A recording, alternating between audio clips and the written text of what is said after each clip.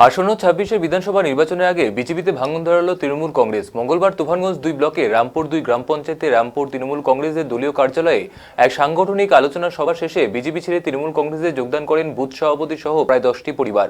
এদিন তুফানগঞ্জ ২ ব্লক তৃণমূল কংগ্রেসের ব্লক সভাপতি নিরঞ্জন সরকারের হাত ধরে বিজেপি ছেড়ে তৃণমূল কংগ্রেসে যোগদান করেন বুথ সভাপতি সহ প্রায় ১০টি পরিবার। তৃণমূল কংগ্রেসের উন্নয়নে সামিল হতেই তাদের এই যোগদান বলে জানা যায়। তৃণমূলে যোগদান করে এদিন বিজেপির ৯-এর ৪৮ নম্বর বুথ সভাপতি মদন মোহন সরকার সংবাদ মাধ্যমের মুখোমুখি হয়ে বলেন, বেশ কয়েক বছর ধরেই বিজেপি করে আসছেন তারা। এলাকায় বিজেপি কোনো উন্নয়ন করেনি, এছাড়াও বিজেপিতে তারা কোনো যোগ্য সম্মান পাননি। তাই তৃণমূল কংগ্রেসের উন্নয়নমূলক কাজে সামিল হতে এদিন বিজেপি ছেড়ে তৃণমূল কংগ্রেসে যোগদান করেছেন তারা বলে জানান। যদিও এ ব্যাপারে তৃণমূলের তুফানগঞ্জ ২ ব্লক সভাপতি নিরঞ্জন সরকার বলেন, এদিন রামপুর ২ গ্রাম পঞ্চায়েতে রামপুর বাজার তৃণমূল কংগ্রেসের দলীয় কার্যালয়ে এক সাংগঠনিক আলোচনা সভা শেষে বিজেপির ৯-এর ৪৮ নম্বর বুথের বুথ সভাপতি সহ ১০টি পরিবার বিজেপি ছেড়ে তৃণমূল কংগ্রেসে যোগদান করেন। আগামী ২৬-এর বিধানসভা নির্বাচনে তৃণমূল কংগ্রেসকে আরো শক্তিশালী করার জন্য তারা তৃণমূলের হয়ে কাজ করবেন বলে জানা যায়।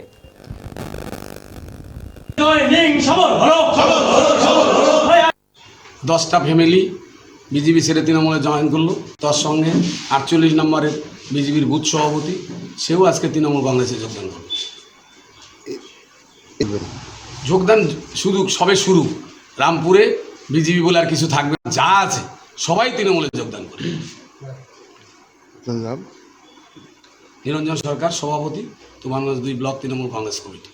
যদি সবাই একসাথে চলাফেরা করতে পারি, একসাথে থাকতে পারি, তার জন্য আমি তো বিগত দিনে কংগ্রেস ছিলাম। যদি আজকের দিনের জন্য আমরা একসাথে থাকতে পারি বা চলাফেরা করতে পারি, তার জন্য এই কাজ এখানে এসে আমরা যোগ দিলাম। এই যে বিধানসভা নির্বাচনের আগে তৃণমূলে যোগদান করলেন, কি বলবেন? উন্নয়নের জন্য আমরা বা আমাদের উন্নয়নের জন্য। আপনার নাম? আমার নাম মদন মোহন সরকার। কি দায়িত্বে ছিলেন বিজেপি? আমি বিজেপিতে বুথ সভাপতি ছিলাম। কত নম্বর বুথ? ৪৮ নম্বর। সবাই একসাথে একটাই রাজনীতি দল করব, সেটা উদ্দেশ্য নিয়ে আমরা সবাই একসাথে চলতে পারি, এই জন্যই দলটাই করব। এই যে নির্বাচনের আগে হঠাৎ করে বিজেপি ছেড়ে তৃণমূলে যোগদান করলেন, না, আমাদের এখানে রামপুরের মধ্যে আমাদের নিরঞ্জন কাকা প্রচুর উন্নয়ন করেছে, ওনাকে লক্ষ্য করে আমরা সবাই এখানে এসেছি। মানে দিদির উন্নয়নের সামিল হবে। হ্যাঁ। কি নাম আপনার? প্রণব আচার্য। কি দায়িত্বে ছিলেন বিজেপি? বুথের সদস্য ছিলাম। সবাই একসাথে একটাই রাজনীতি দল করব, সেটা উদ্দেশ্য নিয়ে আমরা সবাই একসাথে চলতে পারি, এই জন্যই দলটাই করব।